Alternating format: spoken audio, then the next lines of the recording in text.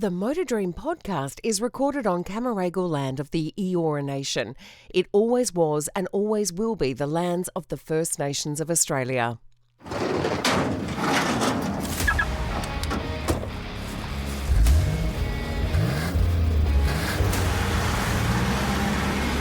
This is the Motor Dream podcast.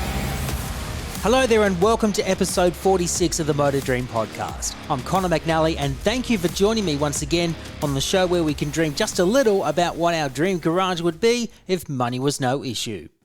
Last year I was fortunate to catch up with a couple of Australian champions in the field of motorsport with Josh Waters, Adam Marjoram and Harri Jones joining me as featured guests of the podcast. In Season 3, we intend to do that again as we celebrate the achievements of some of our champions whilst learning what their dream garages are. In this episode, we've been fortunate to catch up with one of the leading lights in the world of Carrera Cup Australia. More about my guest in a moment, but first, here's a quick reminder of what this show is all about. I tell my guests that one day they wake up to discover that they've received a text telling them to check their bank balance. They then open up their bank app and they suddenly discover that they're instant billionaires. As soon as they discover their newfound fortune, they get an email from this mystery benefactor that tells them that they can spend anything that they like and they can buy any car, bike or machine that they want. There is a catch though. They are only allowed 3 cars, bikes or machines in their dream garage. Sounds easy, doesn't it? But as my previous guests have told me, it is very difficult to decide what they would really like to have in their dream garage. As always, be sure to like and subscribe to the podcast itself wherever you listen to your podcasts, and be sure to check out the entire episode library if you've not yet done so. Also, be sure to follow us on our socials, which we'll tell you more about at the end of the show. The 2025 Carrera Cup Australia series was a tightly contested affair from the moment the season began at Sydney Motorsport Park right through to the season finale on the streets of Adelaide. Many thought Harri Jones would be the one that would add a third title to his successes previously in 2022 and 24, especially after he decided to go it alone with his own family team, Jones Motorsport, at the beginning of the season. As it transpired, disastrous rounds at Bathurst and Adelaide saw the pendulum swing towards his nearest rival, Dylan O'Keefe, who was competing in his third straight season with Garth Walden Racing and RAM Motorsport, and his 8th tilt of the title since debuting in 2016. Despite having a bad performance on an incident-interrupted weekend on the Gold Coast, O'Keefe capitalised on Jones's bad luck with well-calculated drives to snatch the 2025 title away from the Queenslander and claim his maiden national title in his racing career. The 2025 win was the culmination of 10 years racing in the Porsche racing pyramid, starting with the Porsche Sprint Challenge in 2015 for Ash Seaward Motorsport. And for the 28-year-old Melburnian, it was a title that was justly deserved. O'Keefe has been a regular mainstay in the Australian motor racing scene since he transitioned from karting to one-make Porsche racing, firstly on a state level with the Victorian Porsche 944 Challenge as a 16-year-old in 2014, before stepping into the national sphere with the Sprint Challenge. Since then, his CV has included successful stints in the GT3 World Challenge Australia, TCR Australia, the TCR World Touring Car Cup, the Supercars Championship, Super 2 and Carrera Cup Australia, where he has enjoyed much of his on-track success. He's also been successful at Bathurst, having tasted class-winning success at the Bathurst 12-hour and 6-hour. In terms of the Bathurst 12-hour, he claimed his first class win in 2017, sharing a Porsche GT3 Cup car with Dean Grant, David Wall and Xavier West to Class B honours. In 2023, he claimed the GT3 Silver Class win in an Audi R8 LMS Evo 2 with Andrew Fawcett and Daniel Gaunt. But his most satisfying class win was the 2026 edition of the 12-hour, winning the Pro-Am class with GWR team owner Garth Walden and Brett Hobson, and being one of 13 cars to finish on the lead lap in 13th outright. Even more impressive was the fact that he did it in an older model Mercedes-AMG GT3, as well as finishing ahead of some very big names that were further down the finishing order. O'Keefe grew up in a family that has not only been involved in motorsport for many years, but has been active in the transport industry as well. His father and uncle have both raced in Speedway in the Super Sedans category before transitioning to circuit racing, where they both currently race in the Victorian Series X3 XL one-make series. So as you can appreciate, cars and motoring have been very much a part of Dylan's life since he was born. When we recorded this interview soon after he won his class in the Bathurst 12-hour, we chatted quite a bit about his Carrera Cup success, his successful relationship with Garth Walden Racing, his brief tenure in TCR Australia and how it led to an unexpected international sojourn in early 2020, and of course, his dream garage. Let's just say that it's a very euro-centric dream garage, which ties in nicely with his Porsche success. And you can throw in some added playboy-style machinery into that mix. So without further ado, I hope you enjoy my chat with the 2025 Carrera Cup Australia champion, Dylan O'Keefe.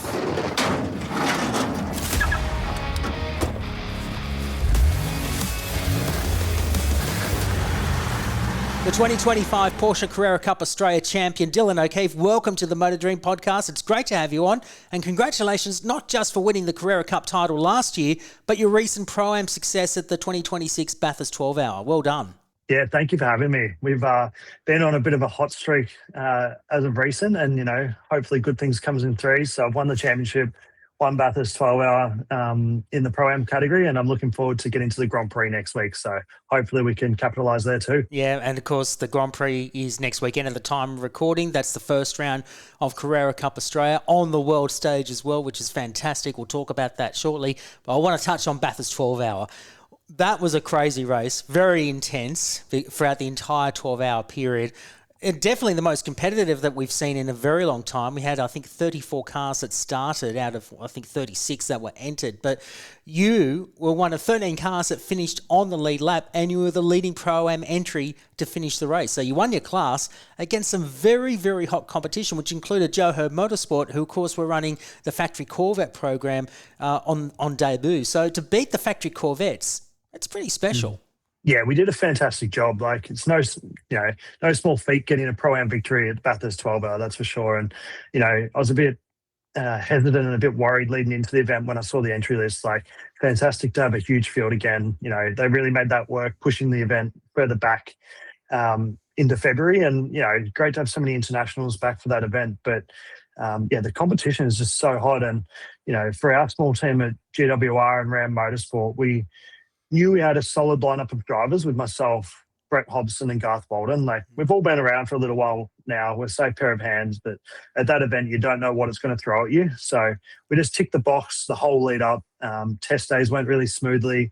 The pre-event practice sessions and qualifying, we got through unscathed, and we're all feeling very comfortable. Like, maybe outright pace was lacking a fraction, but at the end of the day, that's not what wins you the race. So come Sunday, we just put our heads down. Mechanics did a fantastic job. Engineering strategy was spot on. And we all knew, no one spoke about it, but we knew we could win it probably halfway through the race. So we just needed to keep putting our heads down and getting the laps ticked by. And we got the job done, which was so good to see for everyone. Do you remember the key moment during that race at that halfway point where you thought, okay, I think we've got a chance here to win this? Do you remember at what point? Well, early on in the day, we had a thing. The cars were just falling into our lap. Like, the Belmont racing crew had some issues. I'm not sure what happened to them, but very early on, they got put back. The Mark Rosser Audi had hit the wall up the top early in the morning when I was in the car. So then already, two of the nearest Pro-Am competitors are out. The Johor Motorsports car in Pro-Am, we put a lap on them early in the day. So no one really spoke about it, but probably 3 hours into the race, we're like, okay, this is really working out. But at the same time, you got so long to go. And that's why there's no point worrying about it. And, it wasn't all perfect sailing for us. Like, even one of the drive pegs snapped off our right rear wheel in one of the pit stops. So we knew if we probably lost one more drive peg, we probably would have had to swap the hub. And that might have even cost us a lap or even more. So thankfully, we didn't have to bring the car in for some repairs, but that was as close as we got to being frightened and losing the lead. But yeah, apart from that, stayed out of trouble, which is not an easy thing around there, especially when you got internationals that are driving every lap like qualifying. And when I was in the car, some madness unfolds that you don't see on the TV, and you're like, guys, we've got 4 hours to go. Like, just relax. It's not a sprint race. Exactly. And you finished ahead of some fairly decent names as well. I mean, we're talking names like Tony D'Alberto, Grant Denyer, Marco Mappelli, Lee Holsworth, Dean Fiore, Eduardo Barrichello, Ruben's son. I mean, that's pretty decent in itself. The Quins, of course, you finished ahead of them. You finished ahead of Bryce Forward, Maxi Rabin, Zach Bates, Scott Andrews, David Russell. I mean, the names just go on. And in the end, you only finished about close to 4 seconds behind the last year's winning team for TWRT, which was Jordan Pepper, Kelvin van der Linde and Charles Wirtz. I mean, that's impressive. Yeah, exactly. We just had a super clean day where, we just did the best we could with the package we had, and that's what got us the result ultimately. But we're also the only Pro-Am car that actually fulfilled all the criteria in terms of the ruling. So part of that ruling is the bronze drivers have to do 3 hours minimum, which we ticked that box with Garth and Brett, and then I did the remainder. But a lot of the other Pro-Am cars didn't even fulfill that. So I think the red flag threw a spanner in the works and people thought they would get away with it. But at the end of the day, we won the race and we didn't have to protest it. So that was pretty cool. And we just got on with it and celebrated and partied hard on that Sunday night. As any Bathurst post-race celebration does. The car that you drove, it's different to anything that you've done previously in terms of GT racing. You've been doing GTs for a long time in various guises, of course, GT World Challenge, the Australian Endurance Championship. We've seen you qualify on pole and win races in Audis and also in Porsches. But the Mercedes-AMG GT3 is a very different car altogether. 6.2 litre V8, front-engined as well, got massive torque and horsepower. But it's also front heavy. We know how different it is in terms of characteristics compared to the Audi R8 LMS and also, of course, the Porsche 911 GT3 RS. I'm sorry. What blew you away about that car? And what things did you notice that were different to all the other cars that you've driven in GT3 racing in the past? That's it. Yeah, the Mercedes is certainly a different beast to what I've experienced with in the past. But cool to challenge yourself and test yourself in a different piece of machinery. So Mike Sheargold that owns that car, he owns my Cup car as well. So it was a nice fitting part with RAM Motorsport to be able to put the weekend together at the 12-hour. But I'd driven that car previously at a ride event we do in Sydney with our sponsors, and quite fun getting behind the wheel of that, but not really any laps in anger by myself in the car with some proper tyres. So I was really looking forward to getting those pre-season tests. We did 2-day tests at Sydney Motorsport Park before the 12-hour, and just to get familiar with the car in a low-pressure environment. But you certainly notice that grunt, and some of the traction aids and things in the car are a bit outdated compared to other models. And funnily enough, I haven't spun a race car in so long. And what happened was I went out for my first lap in the Merc this year, and I pull out of pit lane. I get up to turn 6 at Sydney Motorsport Park, and I've come out of the corner. I've just put the foot down, and it just spun so quickly. And I'm like, right, traction control didn't really work there, and the cold tyres were much hotter than what I was used to. I'm like, okay, this thing's going to be a bit more challenging than I first thought. So it's not as simple as relying on those traction and ABS aids. So the car's best sounding car I've ever driven. High speed handling is fantastic. Even Sydney Motorsport Park Turn 1, it's just a lift. Over the top at Bathurst, low fuel, quality trim, the car's hooking. So fun to drive. So had a blast with that. Seating position is quite unique as well. It's a bit more open wheel, light back seating position. And the steering wheel's, it's like a bus steering wheel. Like the steering wheel is huge, hydraulic, heavy. So that's where it probably feels more like a supercar. And, your supercar front runner guys are probably quick in them just because of how those things sort of feel with the steering and what have you. But enjoy my time with it, and hopefully it's not the last time you'll see me in a Mercedes. Yeah, it looks really, really cool. And the fact that you won your class in an older spec GT3 against the newer spec cars that are at the front, I mean, pretty impressive. I mean, you weren't that far off the top 10. You're only about close to 30 seconds away from the top 10 at the end of the race, but that was still a pretty decent effort, particularly when you got people like Brett and also Garth, who's an experienced hand. I mean, he's a World Time Attack champion previously, so he's done some cool things in the past. So it must have been good to have both Brett and Garth riding alongside you and making sure that you got the job done. That's it. And, I couldn't have done it without them. Like, we're good mates away from the track. We have a blast. All similar personalities. We have a good time away from the track, but when we get there, it's business as usual. And we were super focused and determined to get the job done for everyone at GWR and RAM Motorsport. Like, it all went perfectly, which, Bathurst chooses you. And You just have to do the job that you can. And when we're all in the car individually, I think we drove pretty perfectly. And now the job turns to Carrera Cup Australia, the 2026 season. You won last year's championship, and you won it by being consistent all season long. During last year's championship, the only wins that you had was round 3 at Hidden Valley up in Darwin. And of course, that's a very hot event in itself. But you qualified on pole, won all 3 races, finished on the podium a number of times throughout the year, and only retired once throughout the season, and that was at Surfers Paradise in race 2. But in the end, you got the job done, beating Harri Jones and denying him back-to-back titles. How satisfying was that to finally get a national title under your belt after years of trying? Because we know how competitive Carrera Cup is, and you got the job done against some very, very competitive drivers in that championship. Yeah, exactly. I mean, it still doesn't feel real, even testing the car this year with the number 1 on it. It just doesn't seem right, but it's super, rewarding and, a proud moment for myself to know that we did the job last year against some, amazing competition. Like those front runners in that category is, we know Carrera Cup's as strong as any championship going around. So if you can say you've won that as a national championship, it's pretty special. And I've been close a number of times, finishing 3rd, and always been consistent, probably just lacked a bit of that front running pace. So last year was cool to, get a clean sweep up in Darwin. There was moments at Bathurst where we were, we finished 2nd in all of the races. So we've been fast at times, but this year I'm most excited about just putting a full season together. We know the areas we're good. I think of it like Carrera Cup's like any business, essentially. You work out what you did well last season, work out areas to improve. And that's what we're really putting our head down for this year, to execute those remaining 1%ers. And if we can do that, we should be able to go back to back. But I know Harry's going to be as fired up as ever to deny me that. But, I'm just looking forward to getting the elbows out and having good hard racing this season. First race is at the Australian Grand Prix, as we mentioned at the beginning of the interview.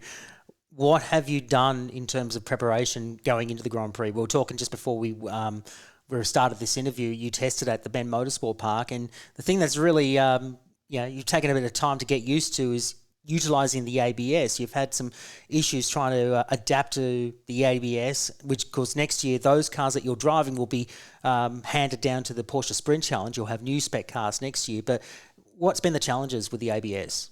Yeah, that's correct. So going back to it, like I'm, proud to have won Carrera Cup as it was. It's always been a raw platform, no ABS, no traction control, a very driver's specific car. So, it really teaches you craft in that sense. And this season, it's thrown a bit of a spanner in the works where we've all gone to ABS. So every team's had to purchase the ABS system and fit that in the cars. Now on paper, having ABS, you just think, oh, well, the car's going to be easier to drive. It's not always the case. I mean, what happens then is the car is getting worked harder, the brakes are getting punished, tyres are getting punished, and your braking zones are condensed. So you're on the limit 100% of the time. So I think the races this year could be quite interesting, particularly the long 45-minute endurance races that we have.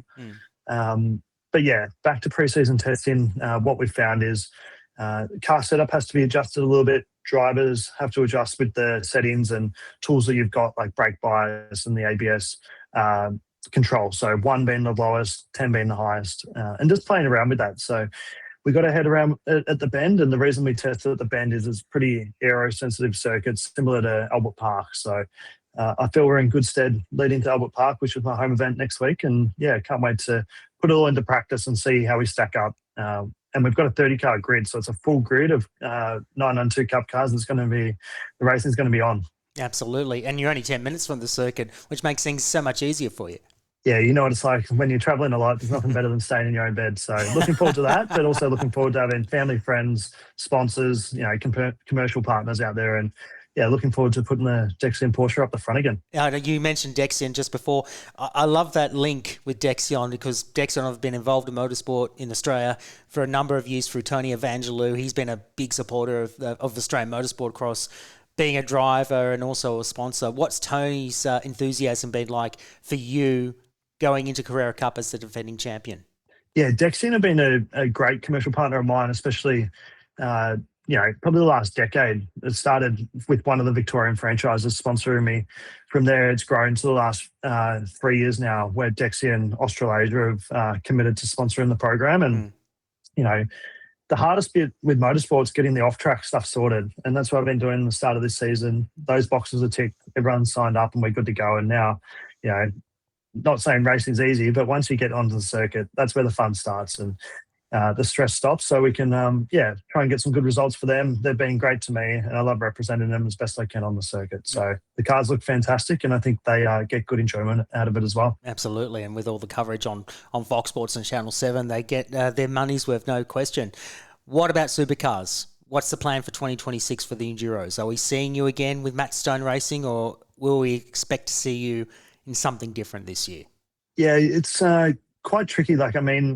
I had 5 consecutive years there where I co-drove at Bathurst, and those years, I loved being in the main race. Growing up as a kid watching those events, and then being able to be in the race come Sunday is a special moment. And last season was the first year that I wasn't able to be on the grid and not secure a co-drive, which at the same time was disappointing. But I knew that's what gave me the opportunity to win the Carrera Cup title. Those weekends where you're doing double duties is extremely tough.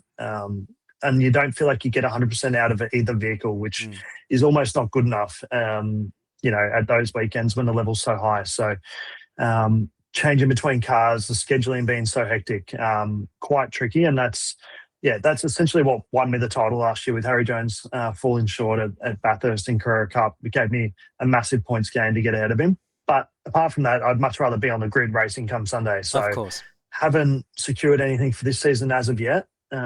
The driver market's really hot at the moment with people stepping back out of full-time roles into co-drive positions. So probably just have to wait and see how it washes out maybe after this season to see if I can get back on the grid for next year.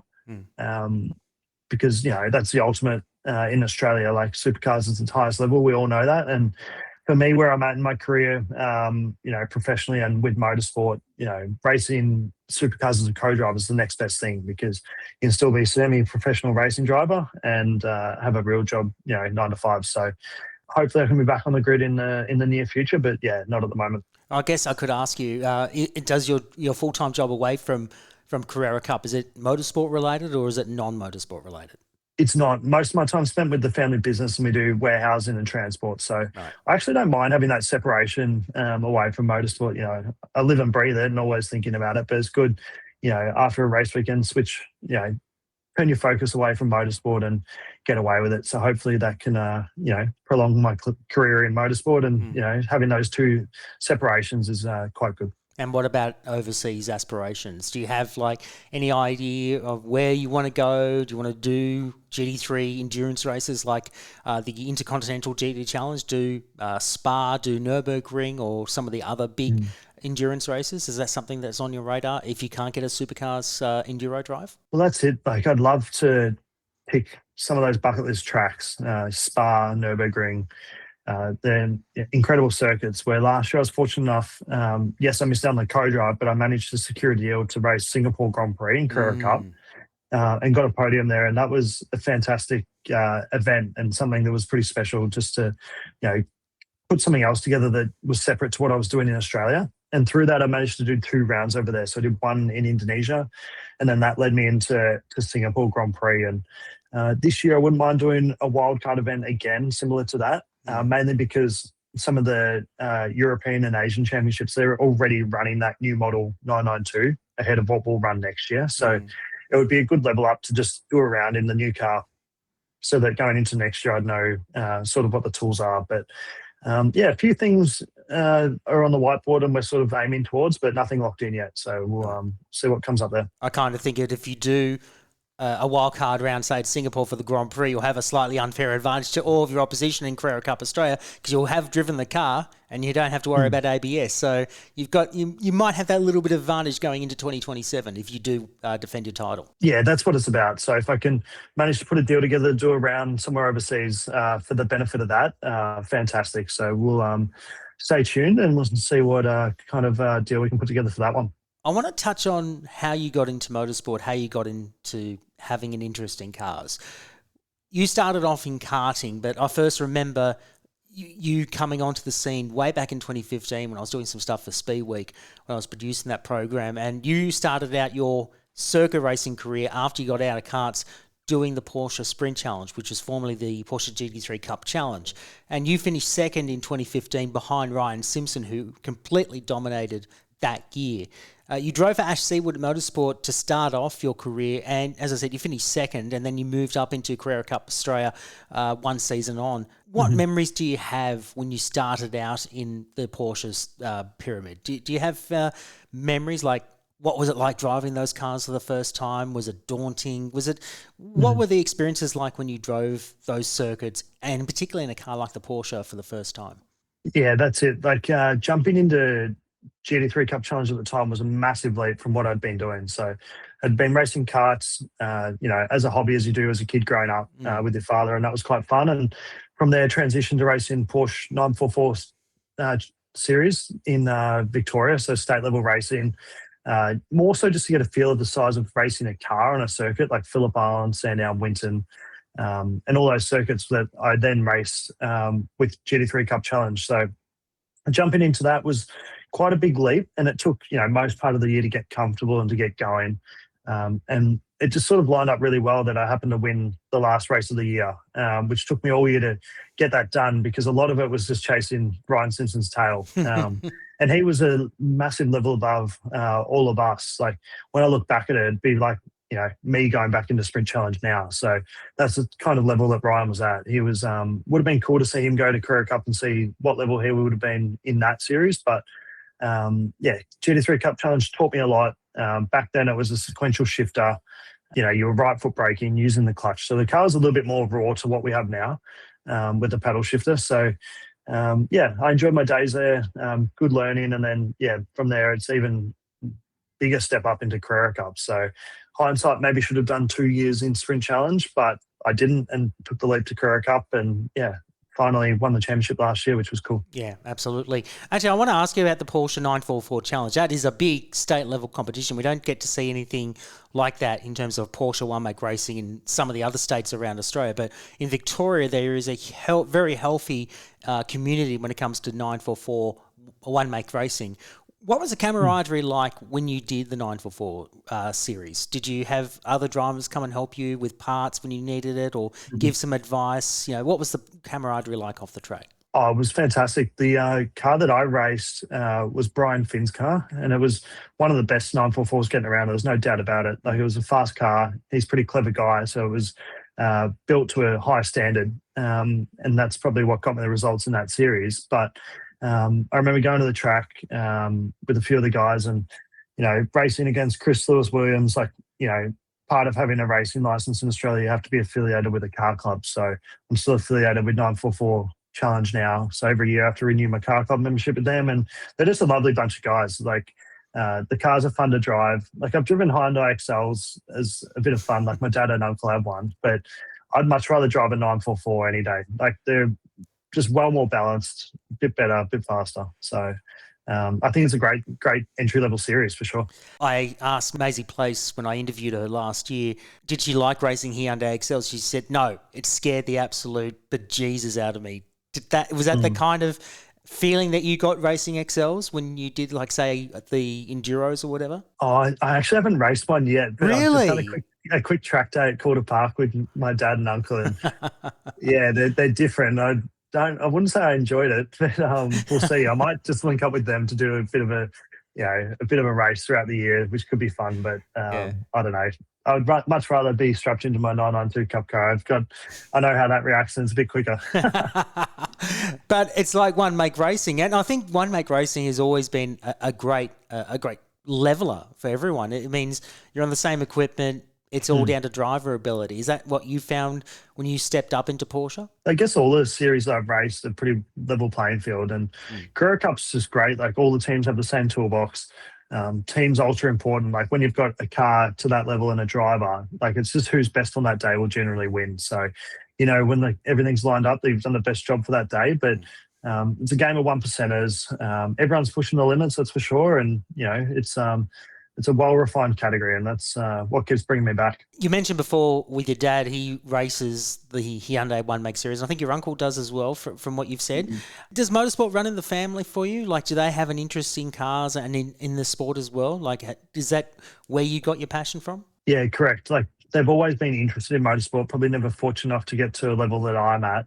And with them, I wouldn't be able to, get to where I've gotten. But my family grew up racing speedway, so that went all the way back to my grandfather. So he, used to toy with speedway, a bit of a hobby for him, which led into my father and his two brothers. They all raced a bit of speedway too. So grew up racing go-karts, circuit racing, and I'd go to the track with them on the weekend, country racing with speedway, which is a bit agricultural, but I definitely enjoy it. And my teammate at the 12-hour, Brett Hobson, he races a 410 sprint car, and I've been begging him to get into one of his spare cars. So hopefully this year, even, if I don't manage to do a wild card overseas or something, I'd love to be able to do a couple of races in a sprint car. Like, there's nothing more raw than driving one of them. And I think that'd be a cool goal of mine just to tick, because I've watched them for so long. Like, I'd love to be able to say I've done it. And what kind of categories were your dad and uncle racing when they did speedway? They were in super sedans. So that was a pretty good category back in the day. Maybe not as big as what it is now. They were big. They were big, like in the 90s, particularly. So I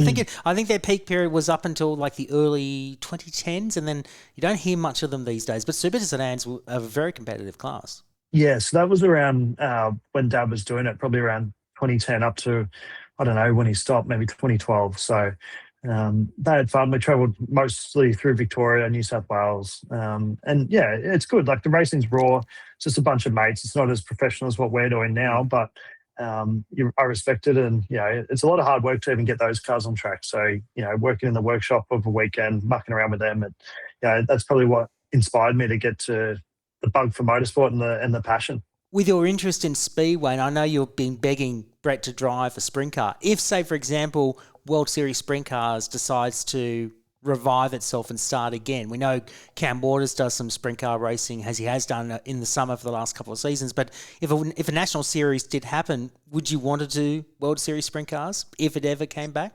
Oh, there's every potential. Like, depending what happens with my circuit race and the deal I've got going at the moment, like, I'd love to keep that going as long as I can. But, speedway is always, you can fall back onto. Like, for me, I don't even know if I'm good at it yet. So there's no point even toying with if I can do a national series. So It might scare the shit out of me. But at the same time, I've grown up watching it. So I'd like to think I could get my head around it eventually. I know the cars are very different. Driving styles are extremely different. So I just wouldn't mind challenging myself in a different discipline, really. Like, that's what would enjoy me the most, is just getting into something a little bit different and having all that power under my right foot. The next question I have to ask you is, you did TCR. You've done some international racing through TCR, and that was an interesting time. Obviously, TCR came in around about 2019 to much fanfare. There was some really good grids for a period of time. Sadly, at the moment, TCR's sort of, I guess, floating to try and keep alive at the moment. Hopefully it will bounce back and be a great series again.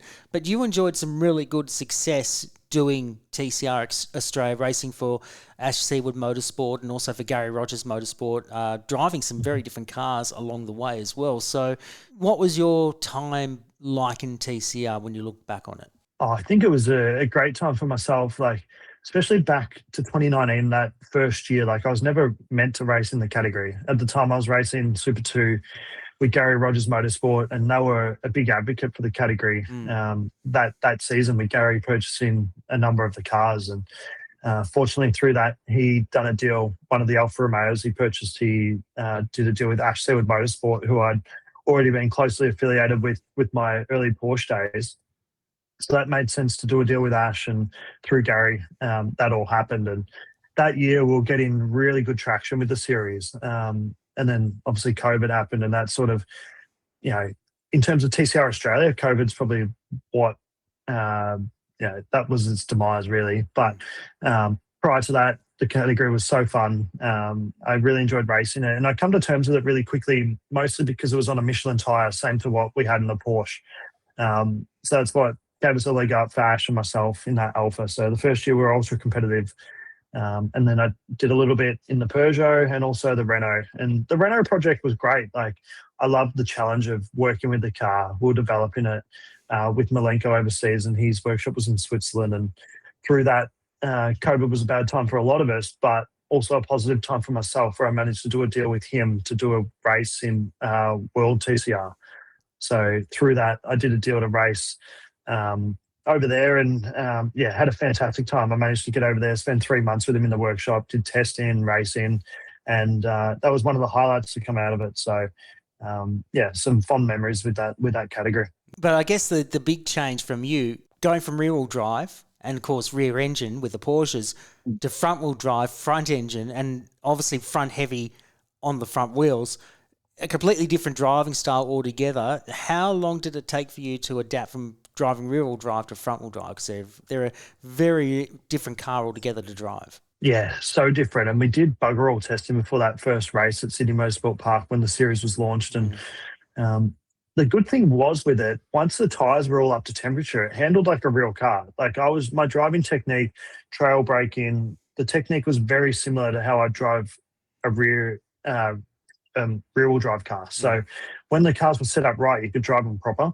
You just obviously had to be careful on throttle not to get torque steer and burn up the front tyres. So there was a bit of an art to it, especially essentially one of the cars set up as loose as you could in the rear with it being able to hang on. So the cold tyres in the early days with the more the harder compound Michelin tyre was certainly challenging. And, the first few laps you were running into people sliding around. It was a bit like a shopping trolley, but cars were fun. Like they were cool and just something different. Like I enjoyed racing, the Super 2 one weekend, jumping in the TCR the next. And through that probably just helped me refine my driving skills, and maybe more a complete driver. And does it help you doing what you're doing now with Carrera Cup, where all the skills you learned at TCR transfer over to what you're doing now, where, as you said, your drive is much more refined, you're able to be more adaptive to the conditions that are around you?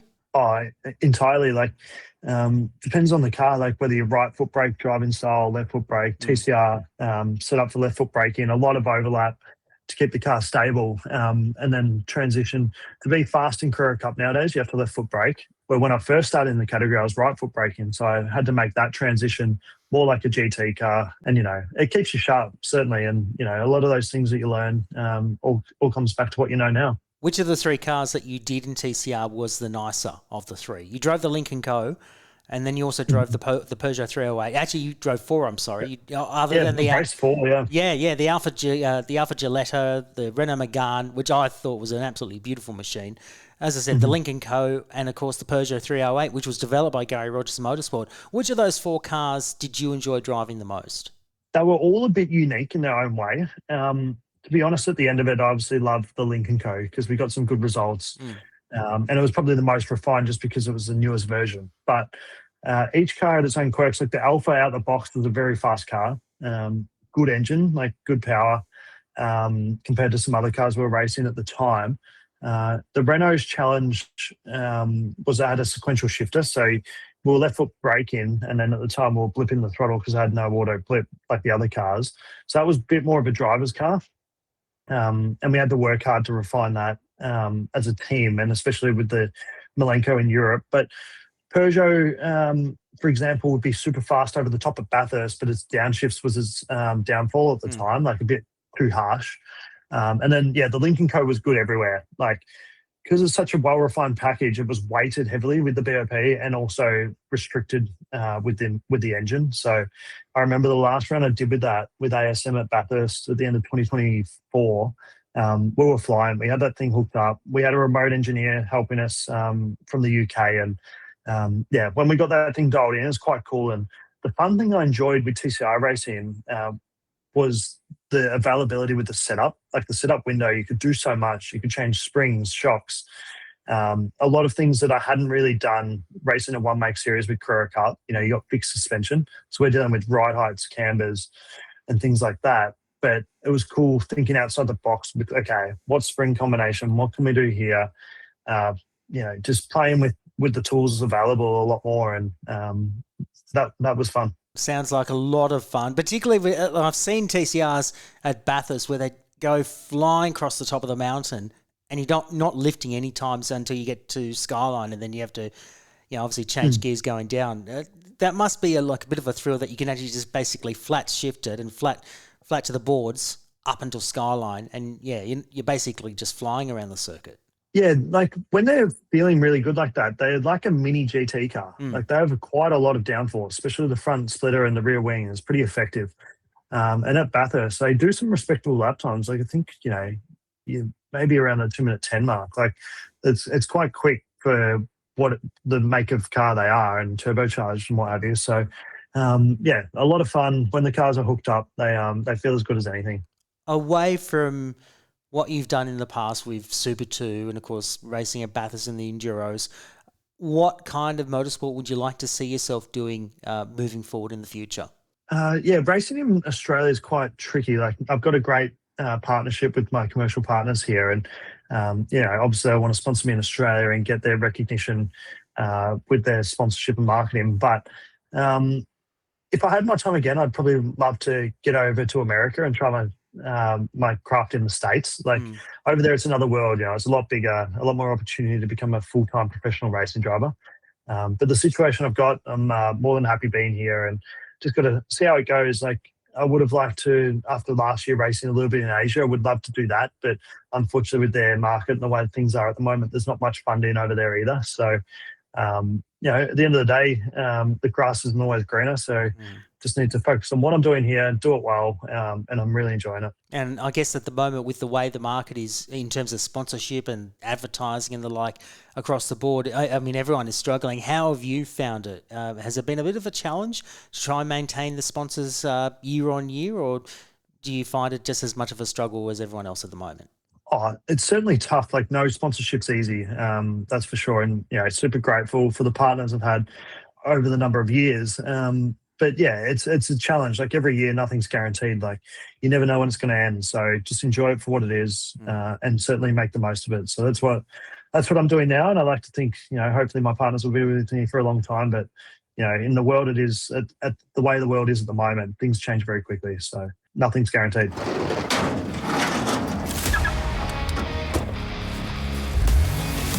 This is the Motor Dream Podcast. I know how much you're passionate about motorsport, and I think that in turn you have a passion for cars as well, and you've driven some really cool cars in the past in your career as a professional racing driver.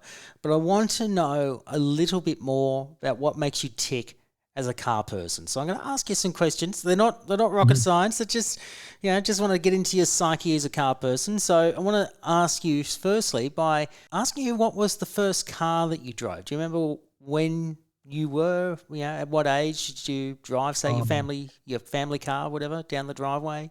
The first car I remember driving around Dad's depot was just a Hilux Ute, like very raw manual, just a work unit with a tray. And that's what I learned to drive a manual car in, just belting around work, changing gears, mucking around. So that's first memory of, driving a road car. That's really cool. What was it like to drive the Hilux? It was a bit of fun. I remember when we got a bit more confident, doing handbrake turns and things like that. So it might have destroyed it for whoever's company car it was. But for me, I was having fun back in the day. So you must have wrecked the clutch, must have wrecked the brake cables and the like, and they'd have to put it on the company car to get it fixed. Oh, that bloody Dylan O'Keefe, what's he doing to it? So yeah, correct. So I'm sure someone wasn't happy, but yeah, we're having a bit of a blast at the depot. As you do. Do you remember the first car that you owned? First car I owned was a SV6 Ute.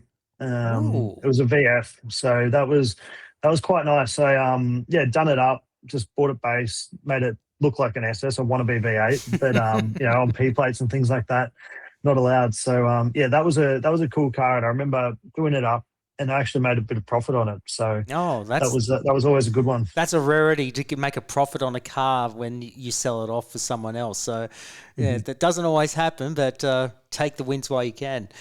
Do you remember the first road trip that you remember? I'm sure there's some, when maybe in your parents' travel or your dad's travels when he was doing speedway racing. Do you remember anything?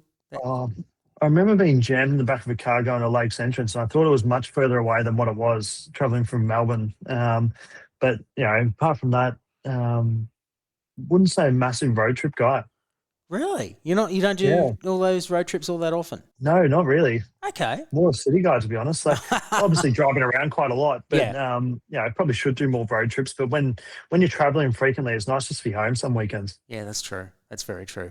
Do you remember the first time you changed a tyre? First time I changed the tyre. Changed lots of go-kart tyres. Road tyres, been fortunate, not very many punctures. So very lucky then. I remember changing one when I was working at GRM, we were racing down in Tasmania, and we popped a right rear tyre on the highest band, and we we're changing that on the side of the road. So that wasn't much fun. I don't think it would have been fun at all, but got to get the job done. Got to keep Gary happy as he was. You do. What was actually, I will ask the question, what was Gary like as a person? Because we obviously lost him last year, and he's very much missed within the motorsport industry as a whole, but he obviously had a huge impact on so many people, not just drivers, but just the industry as a whole. Yeah, that's it.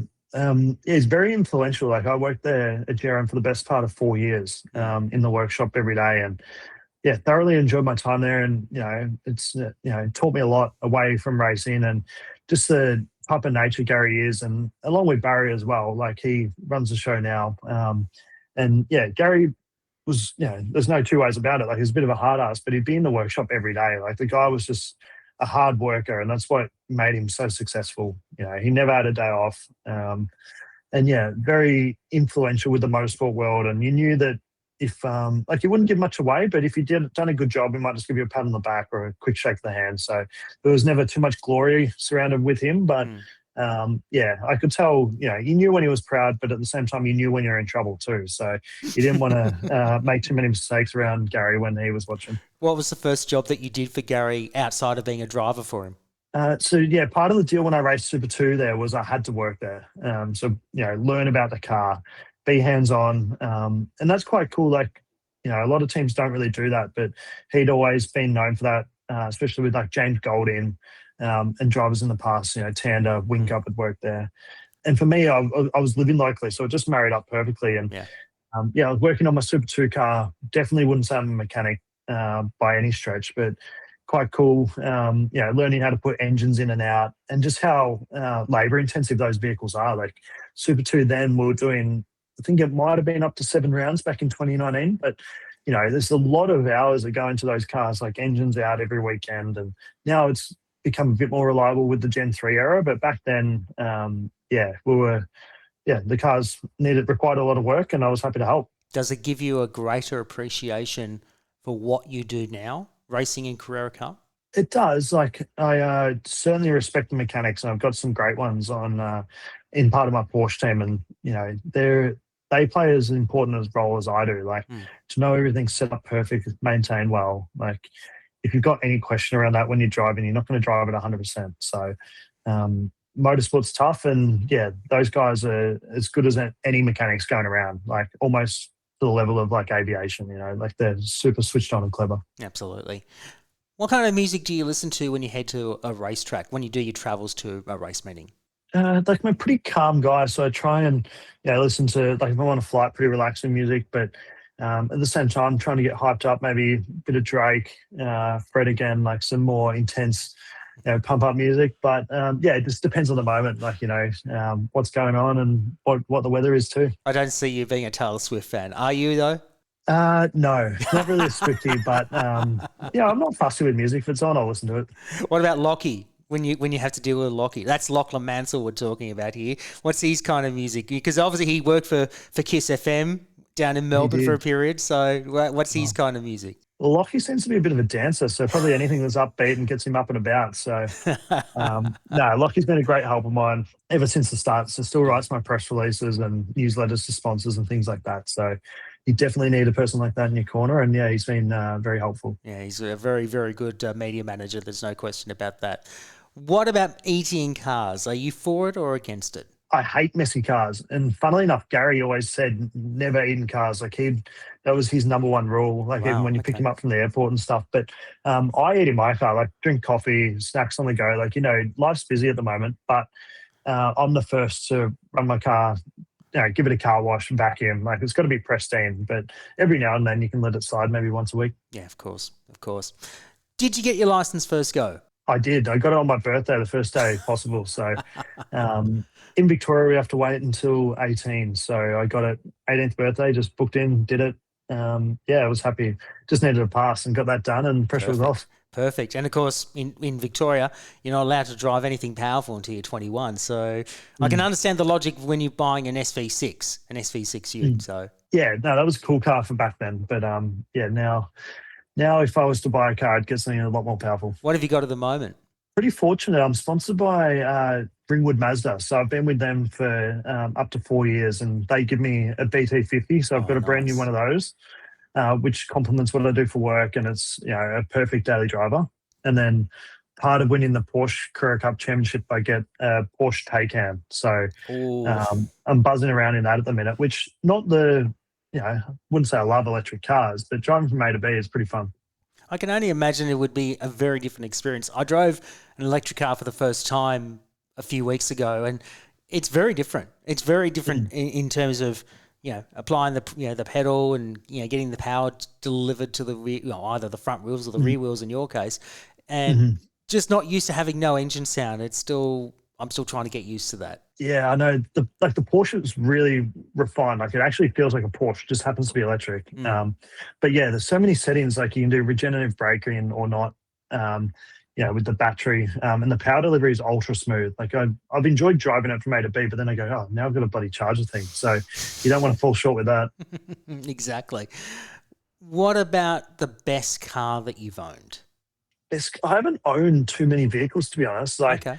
Yeah, I've had like cars early on. I was flipping through Commodores and things like that. But the best car's a free car, and I've got the deal with Ringwood Mazda, and I want to keep that going as long as I can. Exactly. Well, that's a good plug for Ringwood Mazda. Keep the relationship going as much as you can. I don't think you've had a worse car that you've owned. I think you've been very lucky with your cars in your career so far. Yeah, I haven't really had to drop a bomb of such, so I'm pretty fortunate with that.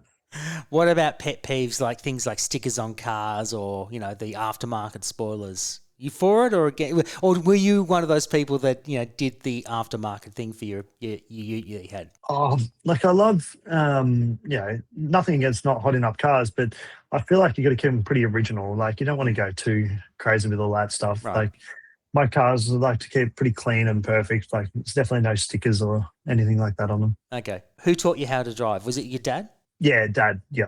So, my dad taught me, how to drive, and then our family's pretty heavily involved with transport and truck industry. So back in the day, my grandpa taught me to get my truck license. So that was pretty cool. Okay. And what's it like to drive a truck? You've obviously got your heavy vehicle license. That obviously goes a long way, particularly for working with Garth Walden Racing. You'll be able to drive their transporter if necessary from time to time. Yeah, that's it. So I actually did a pretty cool trip back in 2022. I was still working at GRM, but I was racing for Garth Walden in Carrera Cup as well. So I drove the prime mover back for GRM back from Darwin to Melbourne. So That was a good little trip. And I really enjoyed that. So that was cool. That's really cool. Like, what really made it a good trip? And I guess you could say that's a good road trip in itself. But what made it so unique? Well, it was. And one of my best mates, Dan Frensham, he's now an engineer at Erebus, but he was working at GRM at the time with me. And we drove back together in the truck. So we booked motels every way along the stop, and we dragged it out to like 5 days. But we saw some cool things through the outback that I'd never seen before. So definitely a very cool trip. And I'd only drove back that time. One of the other workers drove it up. That was part of the deal. But going forward, like, I wouldn't mind actually doing the drive from Melbourne to Darwin just to see what it's like the opposite way. But then the problem with that is you'd be exhausted by the time you get to the race weekend. Yeah, so it's probably not justified to do the trip from Melbourne to Darwin because you need to race that weekend. Correct. So maybe it's something to do. Who knows? Maybe in 20 years I'll do that with a caravan with a family or something. That's a good plan. It's a really good plan. What about naming your cars? We know Paul Morris is, he loves naming his race cars. I know a few other teams do it. Do you name your race cars or not really? Like, I've been fortunate enough to have a few brand new race cars, but I've never named them. No. So maybe it could be something for next year if we get a new cup car. But for the most part, I haven't. Okay. And what about the weirdest thing that's in your car right now? Do you have anything weird, or is it just plain Jane? Well, I finished work, and then I might have had a sneaky little hit of golf after work with some mates. So there's like a change of clothes in there and some golf clubs. But, nice. Walking back to my apartment, I quickly got everything out. So like to keep my cars fairly clean. Nice. So you're obviously a bit of a golf nut as well. Yeah, it's one of those things. Like, if you asked me as a kid, I would have said there would be nothing worse. But since COVID and growing up, probably maturing a bit, it's a lot of fun. It's good to test yourself against something. Who else in the Carrera Cup or Supercars paddock plays golf? Back when I was co-driving with Nick Percat, we played a little bit. What's his handicap like? He might not even have a handicap. Like a lot of us are just social golfers, but Right. play a lot with my Pro-Am teammate, Dean Cook. He's a very handy golfer. So it's fun playing with him, and we try and incorporate it as part of the racing. If we're traveling around, maybe try a new golf course, which is cool. So hopefully we can do a bit of that this season. What about Lockie? Can he play golf? Or I've seen him dance. I don't know about swinging the club as well. Sorry, Lockie, I had to throw you under the bus there. We'd like to see you do that one day. We'll have to. Yeah, maybe. He might have a gift, but I don't know if he'd be the natural golfer. Let's say that. Love you, Lockie.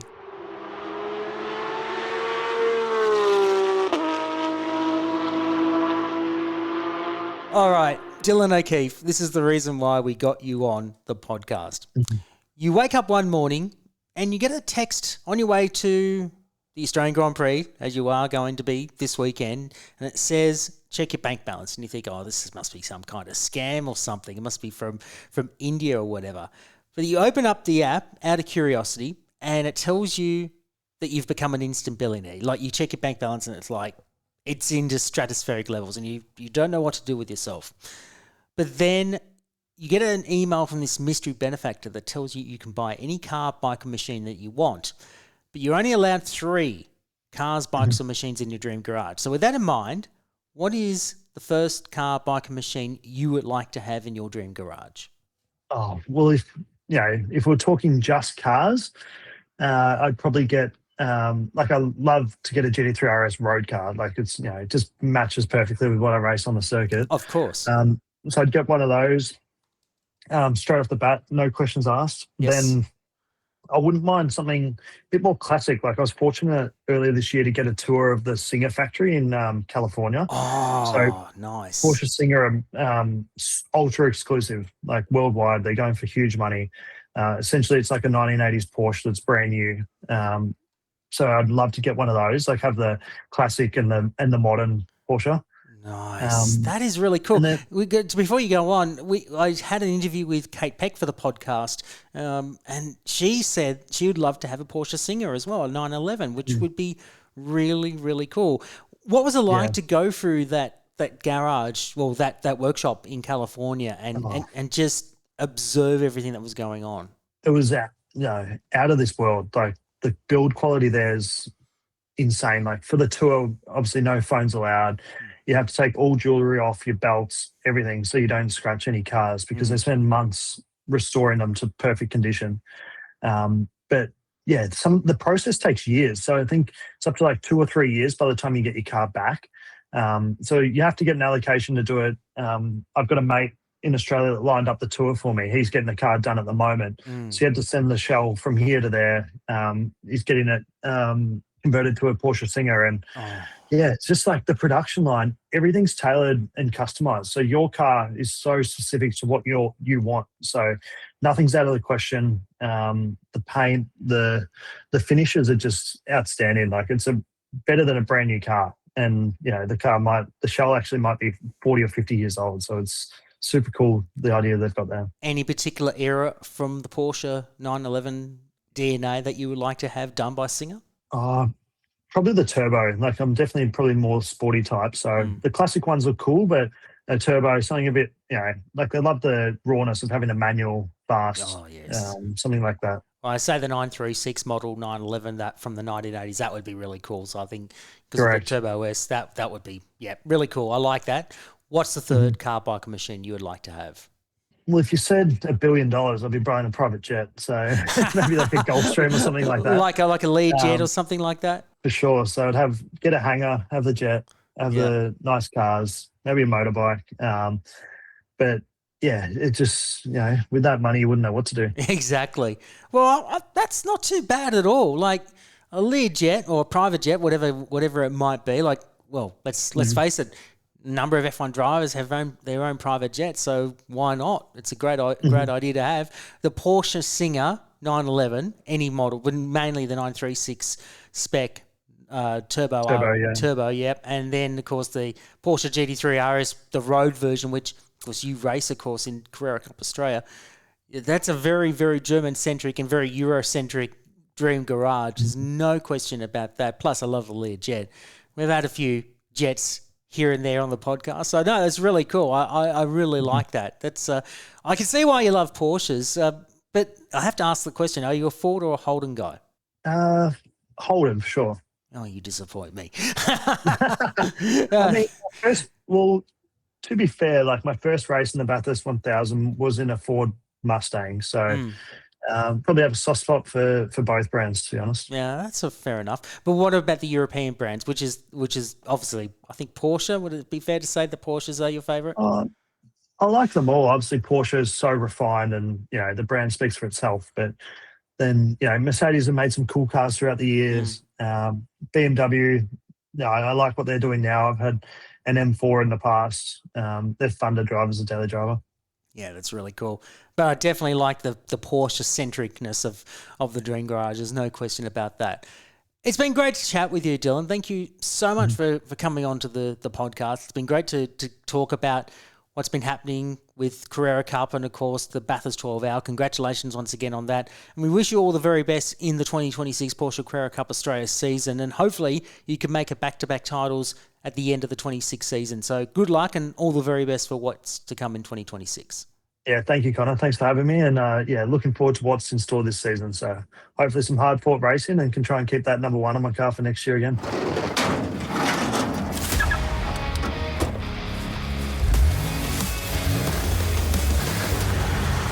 Now, I did say in my intro, there was a bit of a playboy lifestyle choice with a Learjet.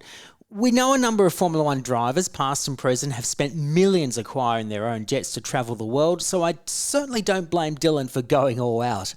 And of course, the car component of Dylan's Dream Garage was not only euro-centric, but also very Porsche-centric. In fact, I was very impressed when he mentioned the Porsche 911s restored and modified by Singer Vehicle Design. If you've not had a chance to Google Singer Vehicle Design, I suggest you do so because the level of work that this American organisation puts into these classic 911s is just utterly amazing. You may have also noticed that I briefly mentioned chatting about the Porsche Singers with motoring personality Kate Peck. That episode will be released at a later date during this series of the podcast, so stay tuned. Now, since recording the interview with Dylan, the 2026 Carrera Cup Australia Series got underway with the opening round of the Formula One Australian Grand Prix. Dylan finished the weekend in second place overall with 2 seconds and a third and trails current leader Harri Jones by 2 points, heading into the next round at Darwin's Hidden Valley on the weekend of June 19 to 21. You can follow Dylan's Carrera Cup title defence on Fox Sports 506, KO Sports and the 7 Network, as Carrera Cup Australia travels across Australia on the support build to the Repco Supercars Championship. You can also follow Dylan on Facebook, X, Instagram and YouTube and visit his website at dylanokeefe.com. We've put those links in the show notes as well as the Motor Dream podcast website. My profound thanks to Dylan for being so generous with his time and an extended thanks to Lachlan Mansell for facilitating the interview. And Lockie, you're welcome to come on the show anytime. The address to visit the show website is themotordream.com.au, where you can listen to past episodes, find more information on each of our guests, and also on the show itself. You can find us on Facebook and Instagram with the handle The Motor Dream, and you can start a conversation about your dream garage by using the hashtag #TheMotorDream. Or you can drop us a line on what your dream garage would be, or leave us some feedback on the show itself. Our email is themotordream@beastproductions.com.au. Lastly, make sure you like and subscribe wherever you listen to your podcasts, be it Apple Podcasts, Spotify, Amazon Music, YouTube Music, and now you can find us on the Podbean and iHeartRadio apps. Thanks for listening, and remember to drive or ride safely out on the roads wherever you go. We'll be back for another episode in a couple of weeks' time, where my guest is a second-generation racer who's also making her mark in the Porsche pyramid in Great Britain. It's Amy Watts. Until then, we'll see you next time on the Motor Dream Podcast. Bye for now. Thanks for listening to the Motor Dream Podcast. This series is proudly produced by Beast Productions.